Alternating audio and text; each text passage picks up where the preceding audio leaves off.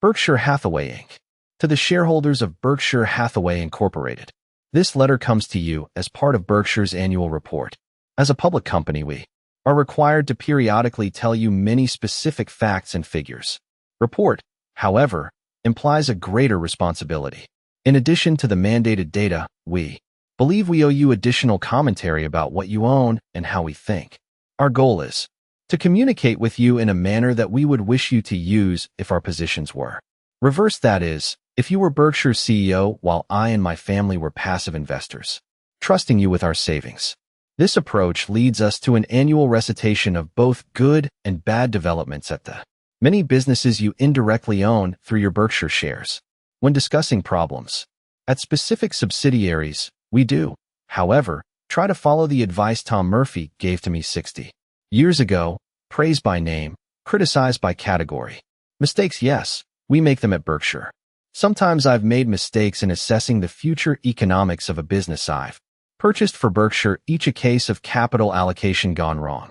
That happens with both judgments about marketable equities. We view these as partial ownership of businesses and the 100% acquisitions of companies. At other times, I've made mistakes when assessing the abilities or fidelity of the managers Berkshire is hiring. The fidelity disappointments can hurt beyond their financial impact, a pain that can approach that of a failed marriage. A decent batting average in personnel decisions is all that can be hoped for. The cardinal sin is delaying the correction of mistakes, or what Charlie M. Unger called thumb-sucking. Problems, he would tell me, cannot be wished away. They require action, however uncomfortable that may be.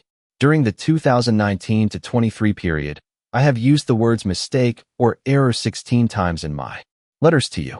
Many other huge companies have never used either word over that span. Amazon, I should acknowledge, made some brutally candid observations in its 2021 letter. Elsewhere, it has generally been happy talk and pictures. 1. I have also been a director of large public companies at which mistake or wrong were forbidden words at board meetings or analyst calls. That taboo, implying managerial perfection, always made me nervous, though. At times, there could be legal issues that make limited discussion advisable. We live in a very litigious society. At 94, it won't be long before Greg Abel replaces me as CEO and will be writing the annual letters. Greg shares the Berkshire creed that a report is what a Berkshire CEO annually owes to owners. And he also understands that if you start fooling your shareholders, you will soon believe your own baloney and be fooling yourself as well. Pete Lie GL, one of a kind. Let me pause to tell you the remarkable story of Pete Lie GL, a man unknown to most Berkshire shareholders, but one who contributed many billions to their aggregate wealth. Pete died in November, still working at 80. I first heard of Forest River, the Indiana company Pete founded and managed, on June 21, 2005. On that day, I received a letter from an intermediary detailing relevant data about the company, a recreational vehicle RV manufacturer. The writer said that Pete, the 100% owner of Forest River, specifically wanted to sell to Berkshire. He also told me the price that Pete expected to receive. I liked this no-nonsense approach. I did some checking with RV dealers, liked what I learned, and arranged a June 28th meeting in Omaha. Pete brought along his wife, Sharon, and daughter, Lisa. When we met, Pete assured me that he wanted to keep running the business, but would feel more comfortable if he could assure financial security for his family. Pete next mentioned that he owned some real estate that was leased to Forest River and had not been covered in the June 21st letter. Within a few minutes, we arrived at a price for those assets, as I expressed no need for appraisal by Berkshire, but would simply accept his valuation. Then we arrived at the other point that needed clarity. I asked Pete what his compensation should be, adding that whatever he said, I would accept. This, I should add, is not an approach I recommend for general use. Pete paused as his wife, daughter, and I leaned forward. Then he surprised us. Well, I looked at Berkshire's proxy statement, and I wouldn't want to make more than my boss, so pay me $100,000 per year. After I picked myself off the floor, Pete added, but we will earn X. He named a number this year, and I would like an annual bonus of 10% of any earnings above what the company is now delivering. I replied, okay, Pete, but if Forest River makes any significant Acquisitions, we will make an appropriate adjustment for the additional capital thus employed. I didn't define appropriate or significant, but those vague terms never caused a problem. 2. The four of us then went to dinner at Omaha's Happy Hollow Club and lived happily ever after. During the next 19 years, Pete shot the lights out. No competitor came close to his performance. Every company doesn't have an easy-to-understand business, and there are very few owners or managers like Pete. And, of course, I expect to make my share of mistakes about the businesses Berkshire buys and sometimes err in evaluating the sort of person with whom I'm dealing. But I've also had many pleasant surprises in both the potential of the business as well as the ability and fidelity of the manager. And our experience is that a single winning decision can make a breathtaking difference over time. Think Geico as a business decision, AJ at Jane as a managerial decision, and my luck in finding Charlie M. Unger as a one-of-a-kind partner, personal advisor, and steadfast friend. Mistakes fade away, winners can forever blossom. One further point in our CEO selections: I never look at where a candidate has gone to school. Never. Of course, there are great managers who attended the most famous schools, but there are plenty such as Pete who may have benefited by attending a less prestigious institution or even by not bothering to finish school. Look at my friend, Bill Gates, who decided that it was far more important to get underway in an exploding industry that would change the world than it was to stick around for a parchment that he could hang on the wall. Read his new book, Source Code. Not long ago, I met by phone Jessica Tuan Kell, whose step-grandfather, Ben Rosna, long ago ran a business for Charlie and me. Ben was a retailing genius, and, in preparing for this report, I checked with Jessica to confirm Ben's schooling, which I remembered as limited. Jessica's reply: Ben never went past 6th grade. I was lucky enough to get an education at 3 fine universities, and I avidly believe in lifelong learning. I've observed, however, that a very large portion of business talent is innate, with nature swamping nurture. Pete Lai GL was a natural. 3. Last year's performance. In 2024, Berkshire did better than I expected, though 53% of our 189 operating businesses reported a decline in earnings. We were aided by a predictable large gain in investment income as Treasury bill yields improved, and we substantially increased our holdings of these highly liquid short-term securities. Our insurance business also delivered a major increase in earnings, led by the performance of Geico. In 5 years, Todd Combs has reshaped Geico in a major way, increasing efficiency and bringing underwriting practices up to date. Geico was a long-held gem that needed major repolishing, and Todd has worked tirelessly in getting the job done.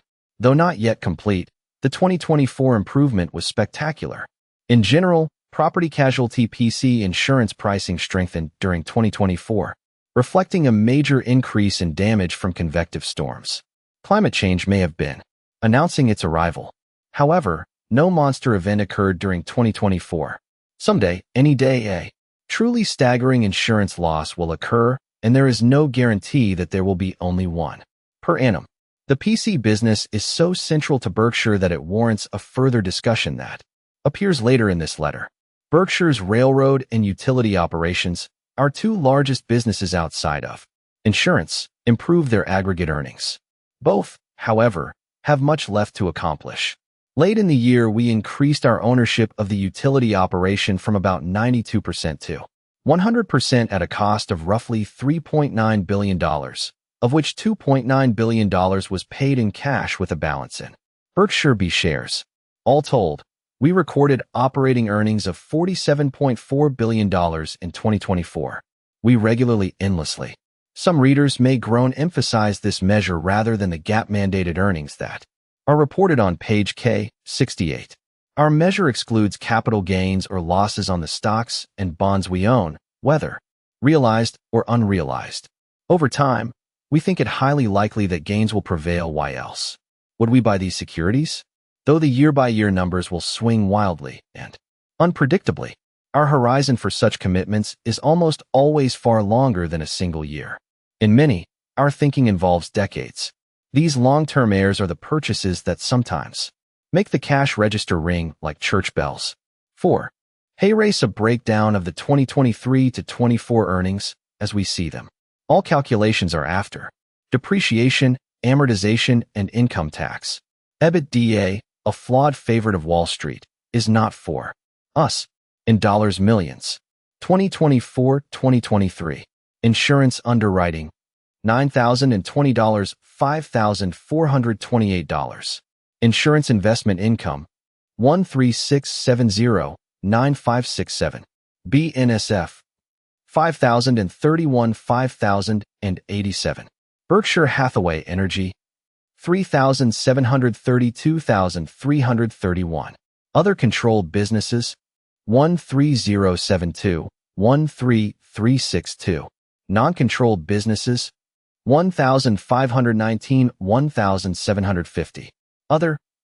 1,395, 175. Operating earnings. $47,437, $37,350. Includes certain businesses in which Berkshire had between a 20% and 50% ownership, such as Kraft Heinz, Occidental Petroleum, and Berkshire. Includes foreign currency exchange gains of approximately $1.1 billion in 2024 and approximately $211 million in 2023 produced by our usage of non-U.S. dollar-denominated debt.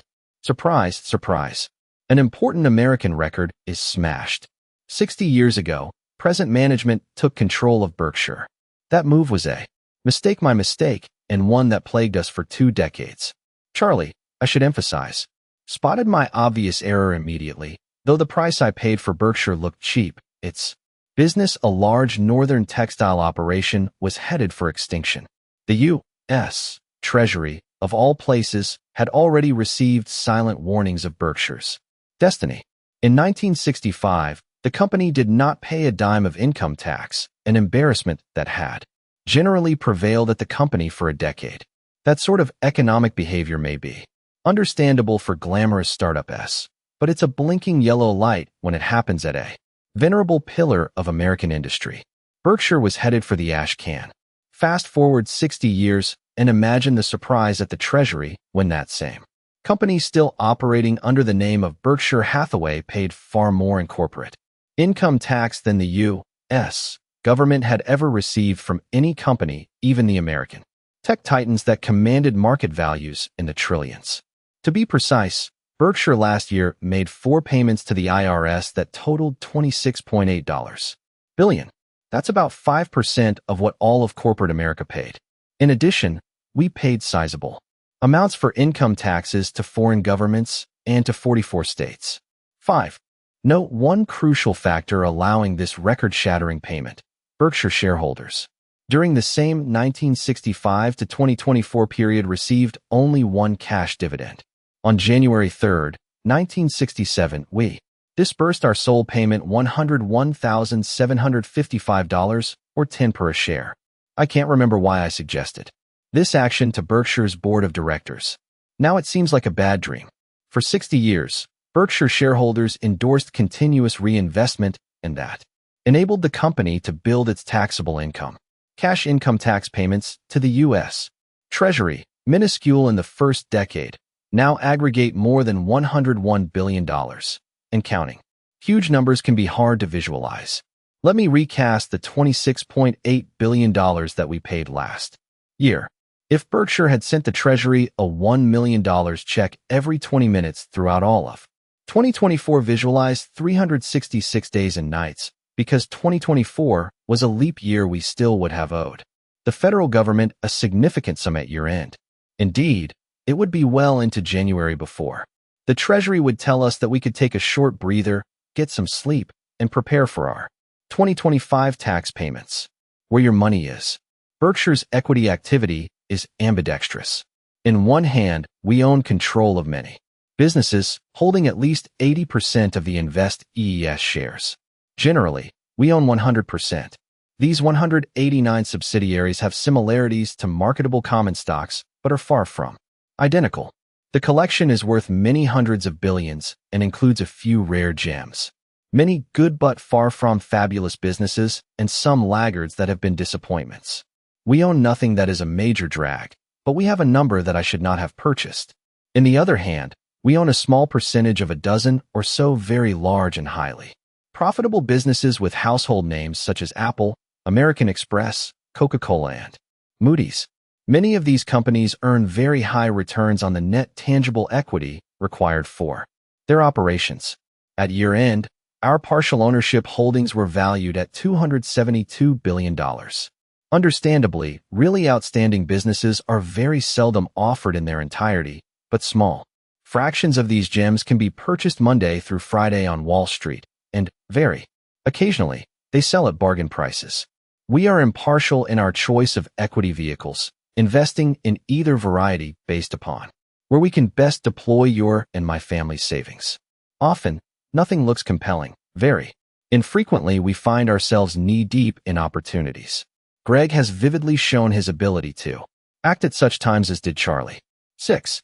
With marketable equities, it is easier to change course when I make a mistake. Berkshire's present size, it should be underscored, diminishes this valuable option. We can't come and go on a dime. Sometimes a year or more is required to establish or divest an investment.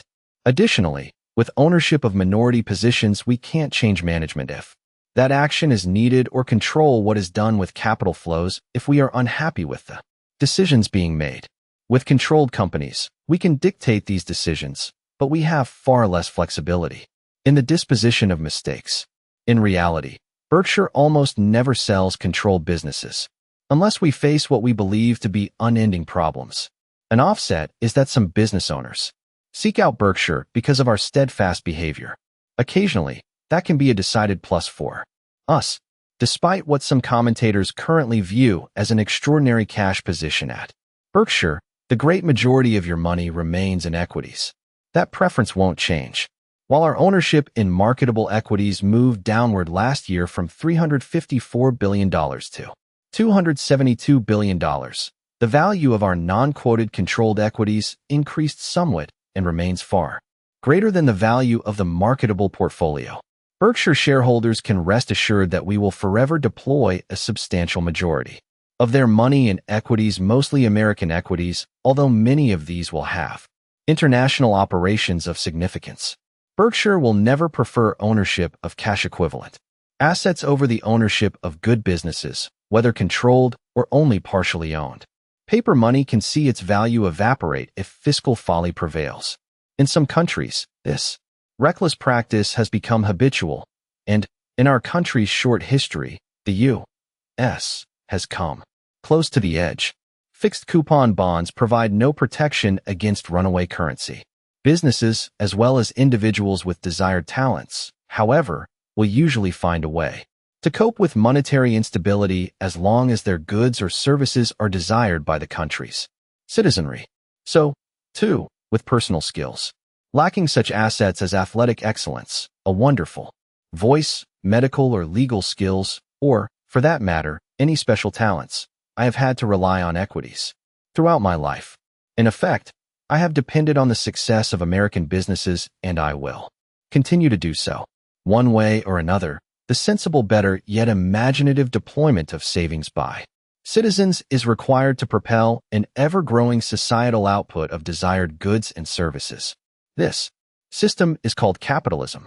It has its faults and abuses, in certain respects more egregious now than ever, but it also can work wonders unmatched by other economic systems. America is Exhibit A.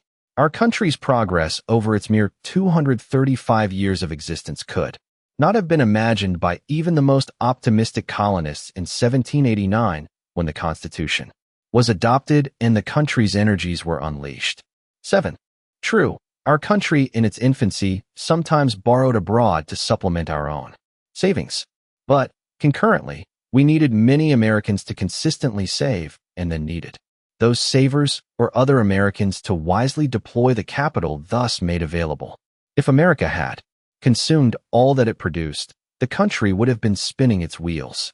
The American process has not always been pretty. Our country has forever had many scoundrels and promoters who seek to take advantage of those who mistakenly trust them with their savings. But even with such malfeasance, which remains in full force today, and also much deployment of capital that eventually floundered because of brutal competition or disruptive innovation, the savings of Americans has delivered a quantity and quality of output beyond the dreams of any colonist. From a base of only 4 million people, and despite a brutal internal war early on, pitting one American against another America changed the world in the blink of a celestial eye. In a very minor way, Berkshire shareholders have participated in the American miracle by foregoing dividends, thereby electing to reinvest rather than consume. Originally, this reinvestment was tiny, almost meaningless, but over time, it mushroomed, reflecting the mixture of a sustained culture of savings, combined with the magic of long-term compounding. Berkshire's activities now impact all corners of our country, and we are not finished. Companies die for many reasons, but, unlike the fate of humans, old age itself is not lethal. Berkshire today is far more youthful than it was in 1965. However, as Charlie and I have always acknowledged, Berkshire would not have achieved its results in any locale except America, whereas America would have been every bit the success it has been if Berkshire had never existed. So thank you, Uncle Sam. Someday your nieces and nephews at Berkshire hope to send you even larger payments than we did in 2024. Spend it wisely. Take care of the many who, for no fault of their own, get the short straws in life. They deserve better. And never forget that we need you to maintain a stable currency, and that result requires both wisdom and vigilance on your part. Property casualty insurance. PC insurance continues to be Berkshire's core business. The industry follows a financial model that is rare, very rare among giant businesses. Customarily, companies incur costs for labor, materials, inventories, plant and equipment, etc. before or concurrently with the sale of their products or services. Consequently, their CEOs have a good fix on knowing the cost of their product before they sell it. If the selling price is less than its cost, managers soon learn they have a problem. Hemorrhaging cash is hard to ignore. 8. When writing PC insurance, we receive payment up front and much later learn what our product has cost us, sometimes a moment of truth that is delayed as much as 30 or more years. We are still making substantial payments on asbestos exposures that occurred 50 or more years ago. This mode of operations has the desirable effect of giving PC insurers cash before they incur most expenses, but carries with it the risk that the company can be losing money, sometimes mountains of money, before the CEO and directors realize what is happening. Certain lines of insurance minimize this mismatch, such as crop insurance or hail damage, in which losses are quickly reported, evaluated, and paid. Other lines, however, can lead to executive and shareholder bliss as the company is going broke. Think coverage S, such as medical malpractice or product liability.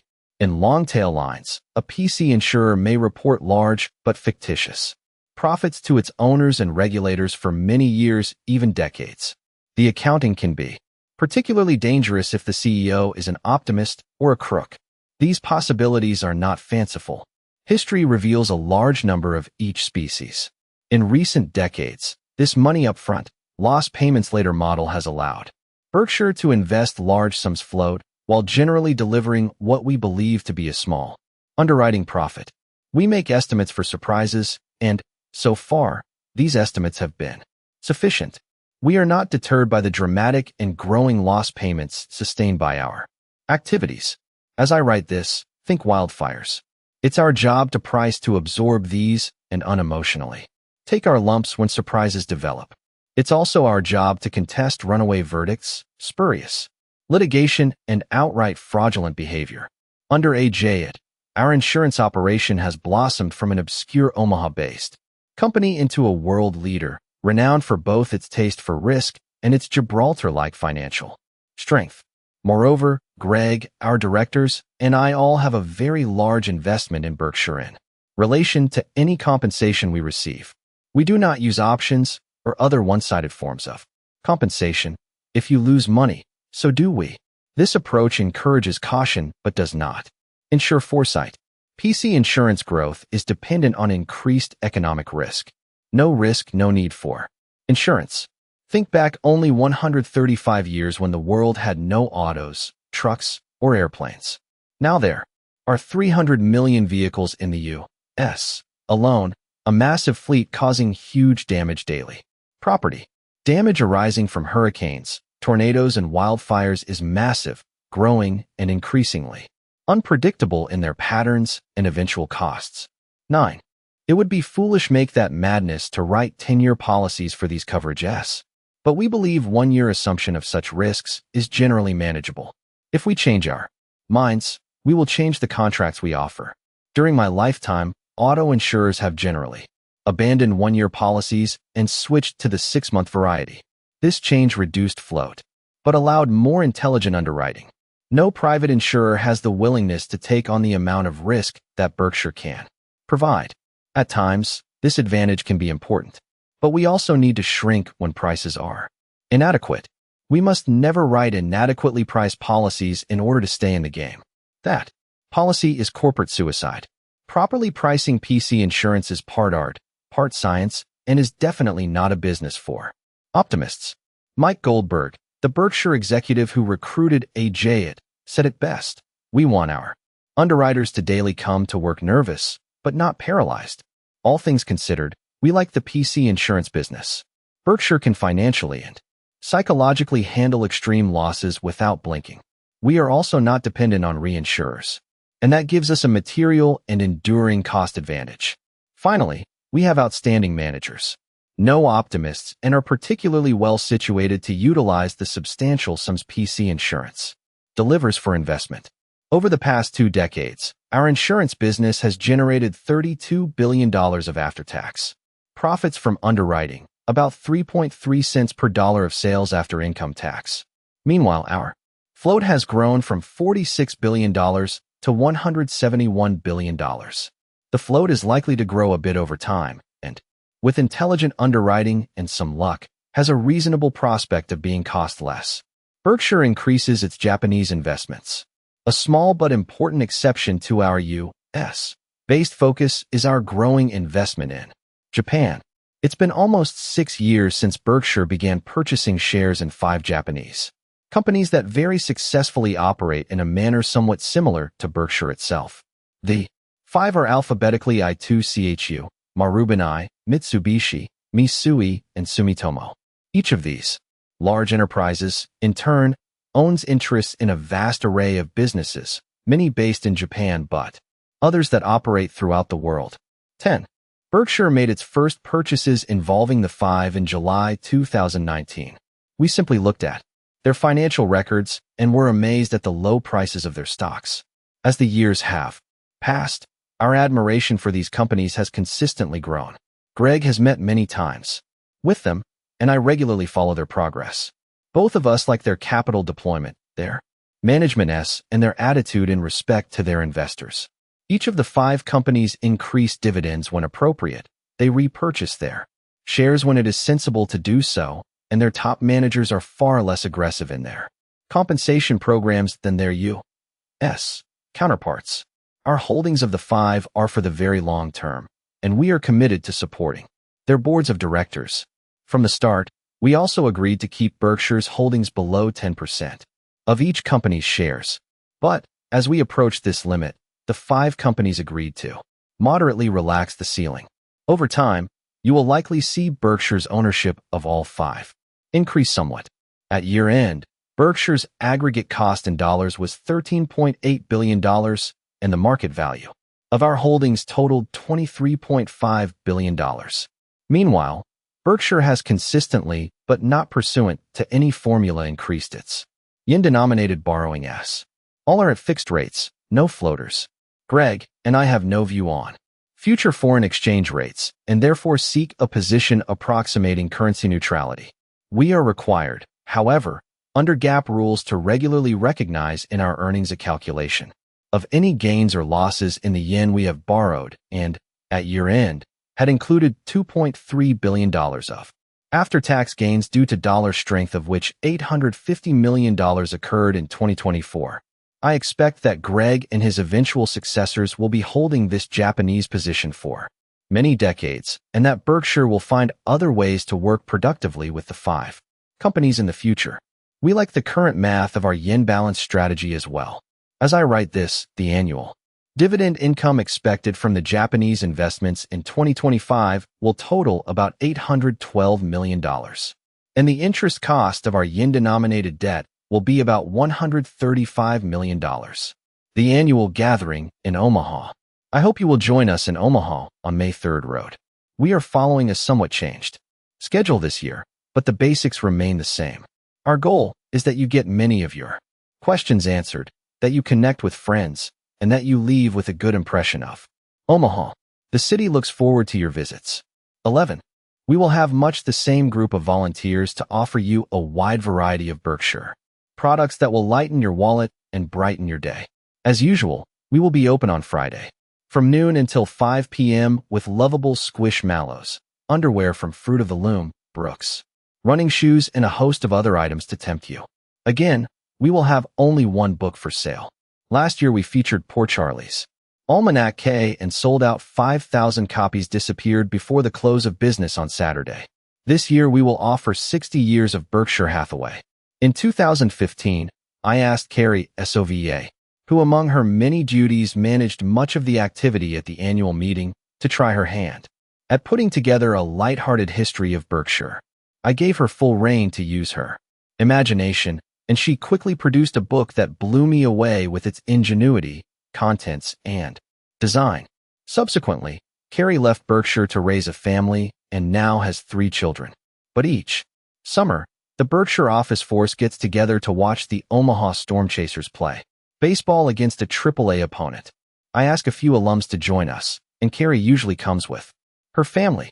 At this year's event, I brazenly asked her if she would do a 60th anniversary issue, featuring Charlie's photos, quotes, and stories that have seldom been made public. Even with 3 young children to manage, Carrie immediately said yes. Consequently, we will have 5,000 copies of the new book available for sale on Friday afternoon and from 7 a.m. to 4 p.m. on Saturday.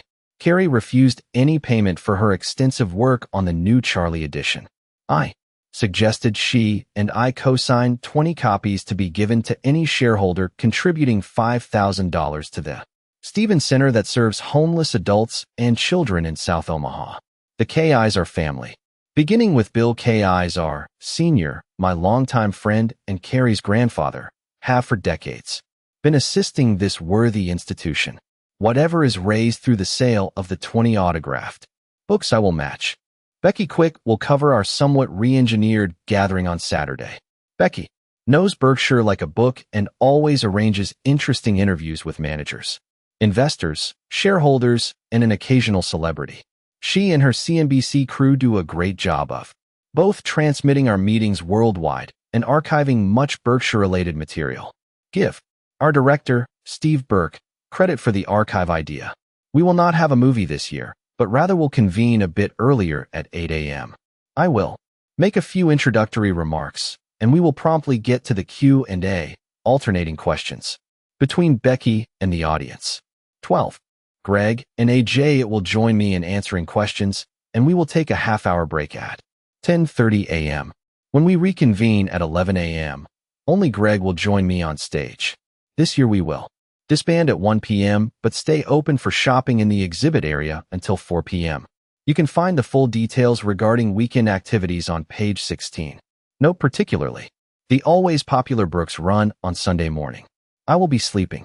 My wise and good-looking sister, Bertie, of whom I wrote last year, will be attending the meeting along with 2 of her daughters, both good-looking as well. Observers all agree that the genes producing this dazzling result flow down only the female side of the family. Sob. Bertie is now 91, and we talk regularly on Sundays using old-fashioned telephones for communications. We cover the joys of old age and discuss such exciting topics as the relative merits of our canes.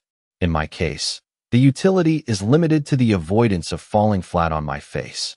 But Bertie regularly one-ups me by asserting that she enjoys an additional benefit. When a woman uses a cane, she tells me, men quit hitting on her. Bertie's explanation is that the male ego is such that little old ladies with canes simply aren't an appropriate target. Presently, I have no data to counter her assertion, but I have suspicions. At the meeting I can't see much from the stage, and I would appreciate it if attendees would keep an eye on Bertie. Let me know if the cane is really doing its job. My bet is that she will be surrounded by males. For those of a certain age, the scene will bring back memories of Scarlett O'Hara and her horde of male admirers in Gone with the Wind. The Berkshire directors and I immensely enjoy having you come to Omaha, and I predict that you will have a good time and likely make some new friends. February 22nd, 2025. Warren E. Buffett, Chairman of the Board,